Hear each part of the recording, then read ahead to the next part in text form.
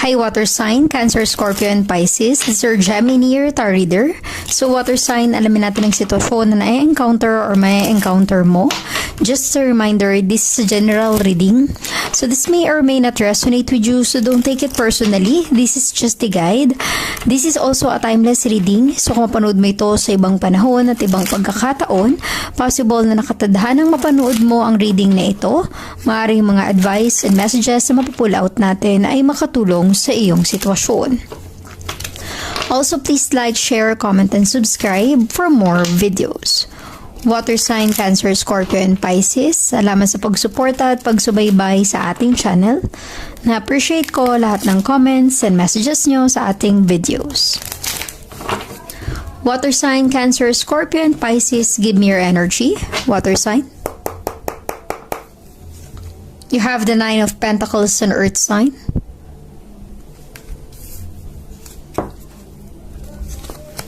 You have the Six of Cups, a water sign. And the full energy. Okay? So water sign, Cancer, Scorpio, and Pisces, you have here the Nine of Pentacles. Ibig sabihin nito, fulfillment. Katuparan ng mga pinapangarap or hinahangad mo sa buhay. Posible ang iba sa inyo ay unti-unting nakakamtan yung iyong pinangarap. Okay? Yung iyong hinihiling or pinagdarasal. I'm really getting here maganda yung income when it comes to your finances. Para bang nag-grow ang iyong financial income. Para bang hindi kayo salat sa buhay.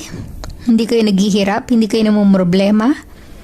Meron kayong sapat na pera para sa mga pangangailangan nyo. Water sign. The Nine of Pentacles is a fulfillment, okay? Dito mo mararanasan yung contentment sa kung anong meron ka. You have here the Six of Cups. The Six of Cups is a give and take, okay? Maaring ang iba sa inyo, water sign, marami kang natulungan sa buhay mo. Marami kang nabahagian ng mga blessing na ibinibigay sa'yo ng mga nakakamit mo rin. Ng mga nakukuha or natatanggap mo, sinishare mo sa iba. Kumbaga hindi ka madamot. Hindi ka makasarili. Posible ang iba sa inyo, mas inuuna pa nga ang kapakanan ng iba kaysa sa sarili mo, water sign. Mas iniisip mo yung iba. Kaya naman siguro you have the Nine of Pentacles. Ibinibigay sa iyo yung blessing and opportunity na ito kasi deserve mo. Like the Six of Cups, kung ano yung binigay mo sa iba, yun ang babalik sa iyo. It feels like this is some kind of a justice, fairness, balance. Kasi nagbigay ka, nag-share ka ng blessings, of course, yun ang babalik sa iyo, water sign, Cancer, Scorpio, and Pisces. And you have here the Fool. Diba? Just take a leap of faith para bang hindi ka nai-stress sa buhay mo, sa sitwasyon mo, masaya ka sa kung anong meron ka. Hindi ka namumroblema sa pera. Give me the Six of Cups for water sign, Cancer, Scorpio, and Pisces. Give me the Six of Cups for water sign, Cancer, Scorpio, and Pisces.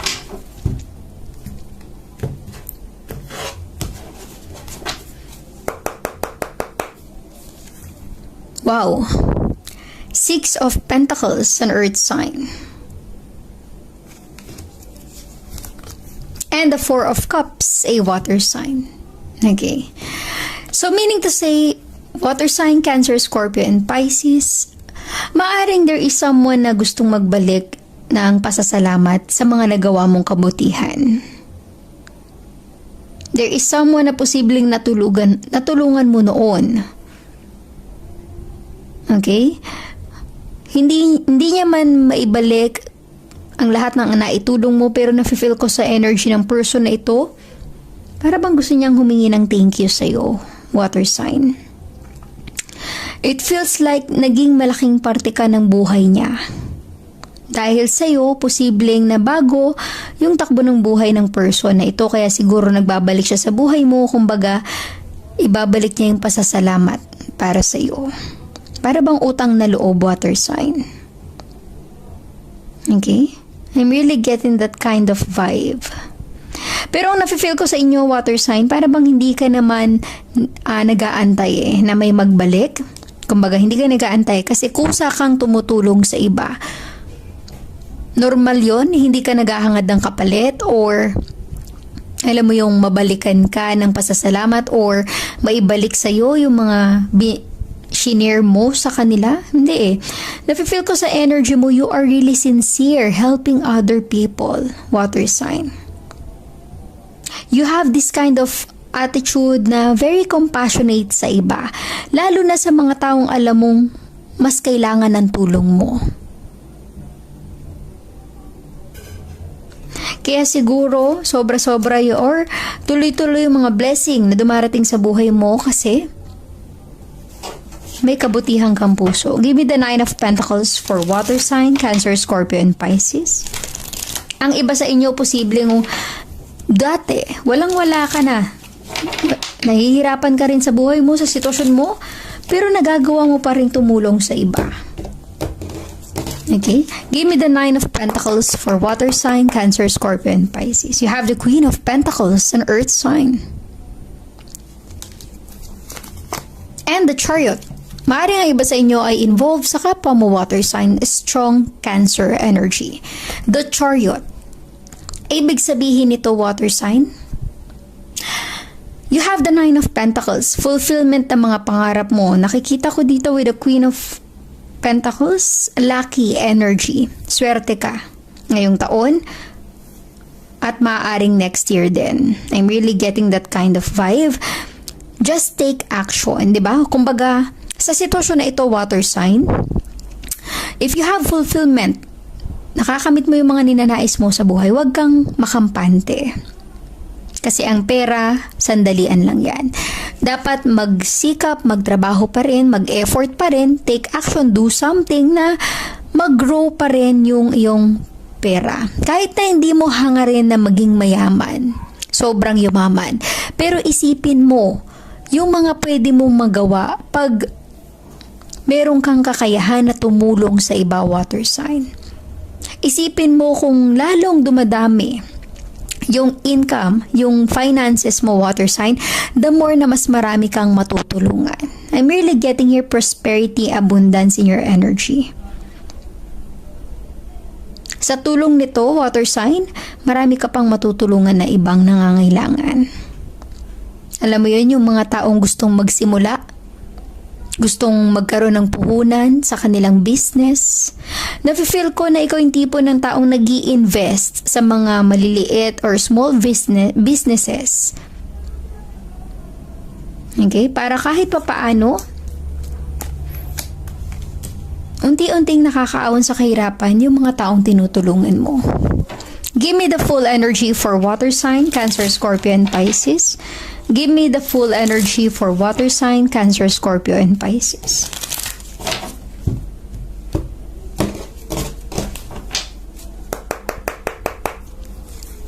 You have the King of Pentacles, an earth sign. Wow.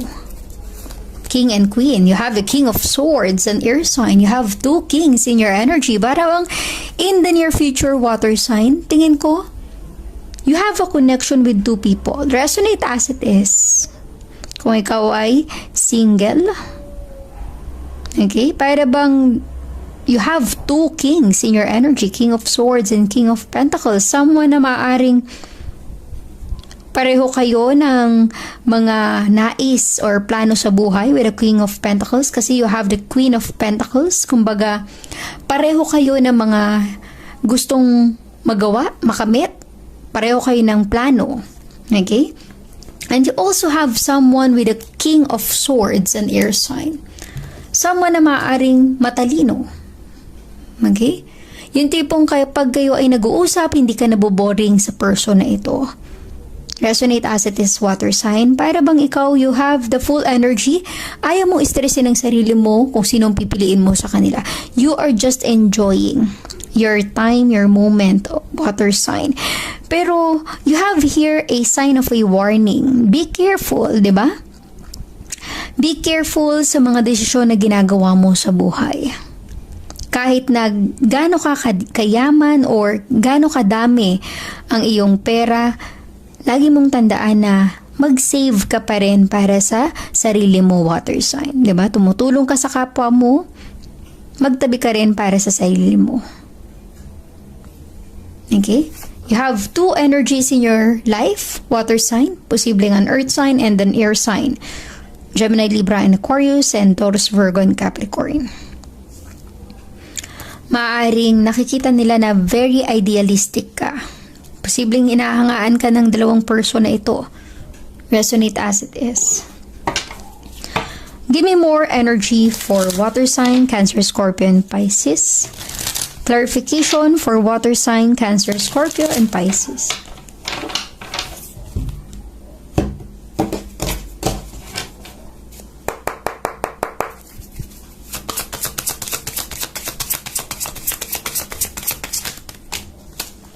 Okay. Water sign, you have the Six of Wands, a fire sign. Kung nakikita mo, victory, success in your life, maraming mga taong humahanga sa iyo. Nakaka-appreciate sa mga naitutulong mo sa kanila, water sign. Ang iba sa inyo, posibleng merong charity. Talagang meron kang tinutulungan. You have the Page of Swords and air sign. Okay? It feels like there is someone who wants to connect para may gustong sabihin yung person na ito with a Page of Swords. Posibleng gusto niyang humingi ng tulong pero nag-aalinlangan siya. Kasi parang feeling ng person na ito, marami ka nang natutulungan sa buhay. Parang ayaw niya na makadagdag or alam mo yung nahihiya. That kind of energy, water sign. Resonate as it is. Maaring yung person na ito dati walang tiwala. 'Di ba? Sa kabutihan ng tao. Pero nakikita niya yung sincerity mo, water sign, with a Six of Wands. Give me more energy, clarification for water sign, Cancer, Scorpio, and Pisces.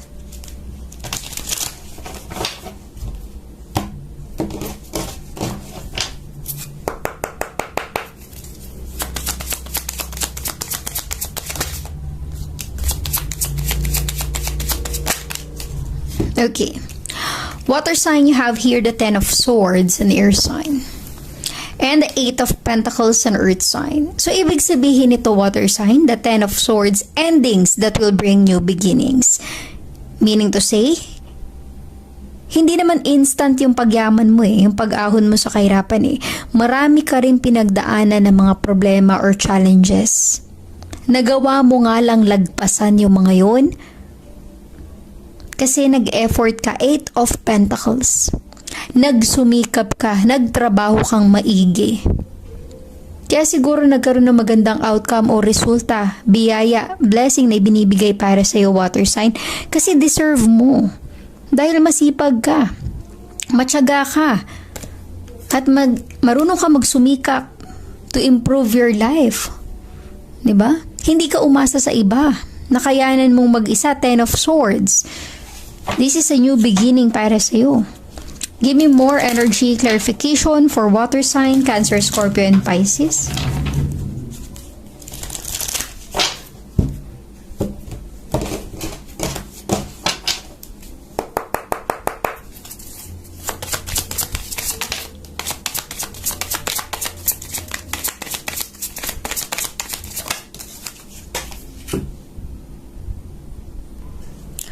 Water sign, you have here the Five of Swords and air sign. And the Ace of Cups, a water sign. Okay? So water sign, it feels like there's a new connection in your life. Tingin ko, posible rin na itong Page of Swords na ito, maaaring tagahanga mo, manliligaw mo, may gustong or supporter mo, fan mo, water sign. Kaya lang nakikita niya, kaya siya nagkakaroon ng pag-aalinlangan, nakikita niya na para bang marami kang pinagkakaabalahan at parang hindi mo siya mabibigyan ng pagkakataon. Okay? You have here the Five of Swords and the Ace of Cups. Tingin ko there's a competition about connection or communication. There's a conflict sa mga taong nasa paligid mo, water sign. Para bang may gustong umamin ng kanyang nararamdaman pero parang ang dami niyang kakompetensya sa iyo, water sign. Resonate as it is, okay? Para sa ibang water sign na feel ko there's a romantic connection with the Ace of Cups. There's a love energy. Kasi nakita natin you have 2 kings in your energy. But you have the 5 of swords. Para bang there's a conflict between you and these people, or nagkakaroon ng conflicts within sa kanila kasi nga possible na gusto nilang makuha yung attention mo. Let us see. Give me zodiac sign na posibleng involved or connected kay water sign, Cancer, Scorpio, and Pisces. Give me more zodiac sign na posibleng connected or involved kay water sign, Cancer, Scorpio, and Pisces.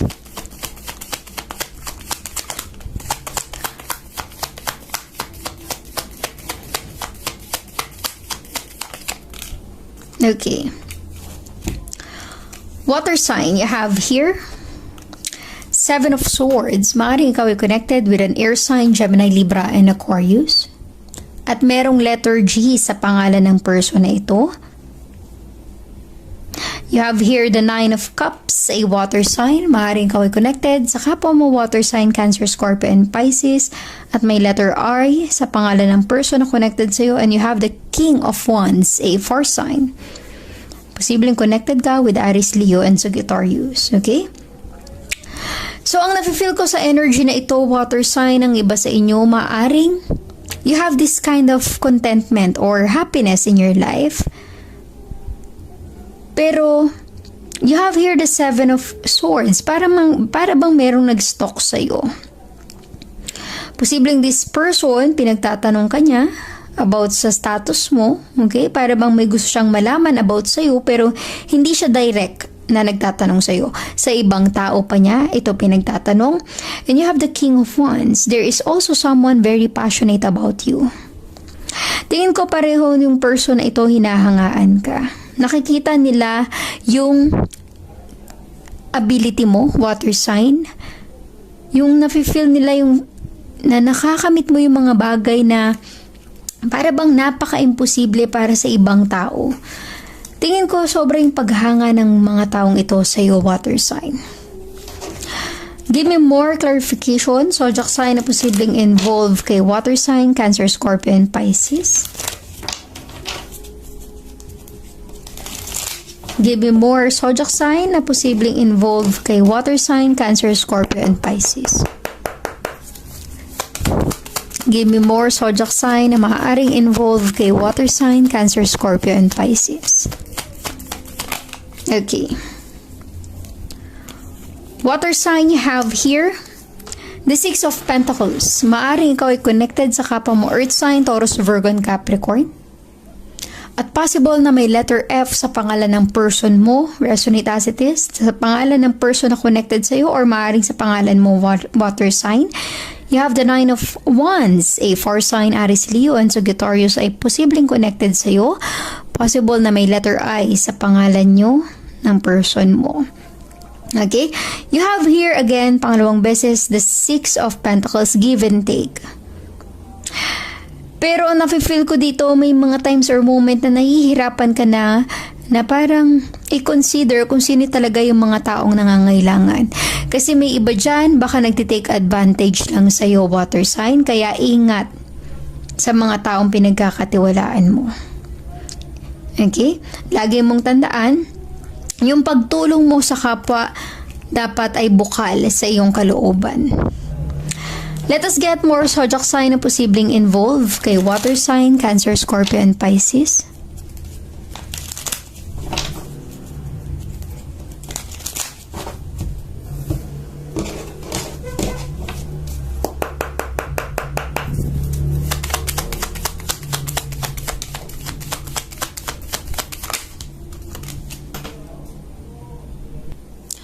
Water sign, you have here the Ace of Cups, a water sign. Kapwa mo water sign, at posibleng merong letter A sa pangalan mo or sa pangalan ng person na connected sa iyo, and you have the Tower.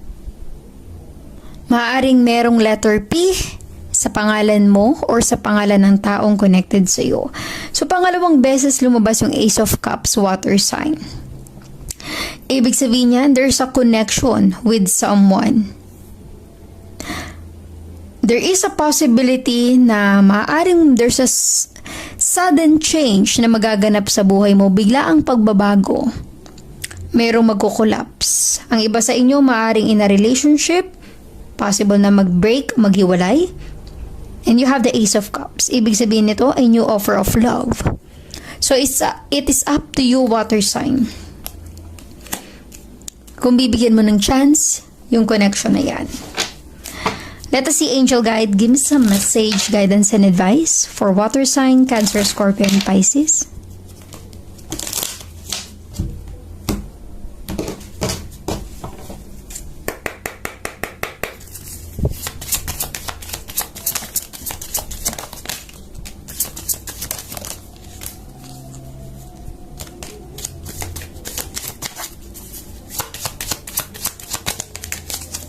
Okay. Let us see your energy, water sign, Cancer, Scorpio, and Pisces. You have here recovery. Heal yourself, move on, recover, trust. You just have to trust the process, water sign. Wait for the perfect timing. Wait for the divine timing. There's an opportunity na posibleng dumating sa buhay mo. Be ready, water sign. A year from now, soon in the near future. And it's up to you. Gaya ng sabi ko, yung mga desisyon mo sa buhay, nasa sa'yo yan, water sign. Okay? So resonate as it is, water sign, Cancer, Scorpio, and Pisces. Please like, share, comment, and subscribe for more videos. Thank you, water sign.